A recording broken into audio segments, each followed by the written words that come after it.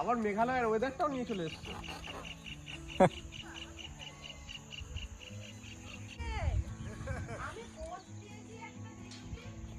হ্যাঁ তোমার পোস্টে পোস্টে আমি পোস্ট নিয়ে গেছিল ওইখান থেকে বসে দিতে পারি।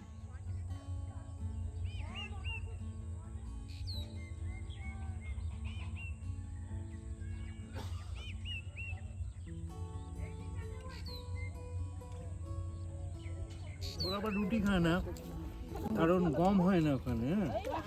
ভাত হয়, প্রচুর ভাত খায় ওরা, এত এত ভাত খায়। গেছি মাথা থেকে বেরিয়ে গেছে আমার।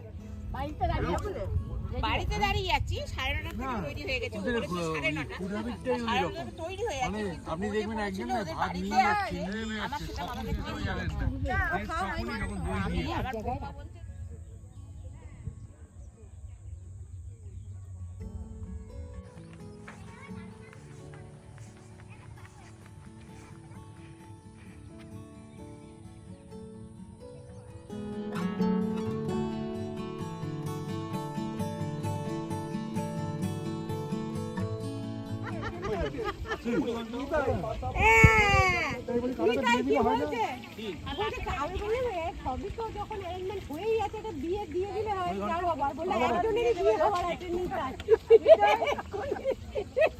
এখানে অনেক খাওয়াই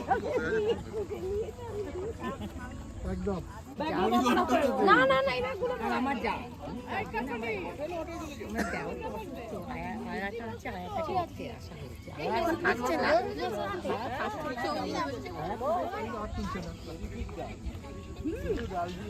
ভাগবত দল আমি ভালো হয়েছে। মুড়ি ঘন্ট জল দেবো জল দেবো একটু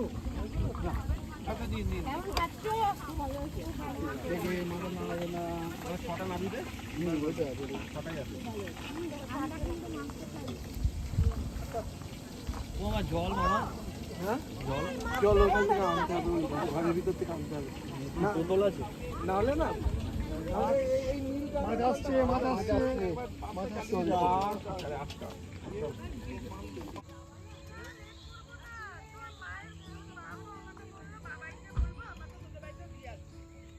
না আমাদের নমিতা দিয়ে আসার একটা ব্যাপার ছিল তো। এই রূপালী ফোন করছে কেন? আমি নিজে করে নিচ্ছি। এখন যাবে কিনা হয়তো সেটাই জিজ্ঞেস করছি। ওকে এখন আর রাখতে হবে।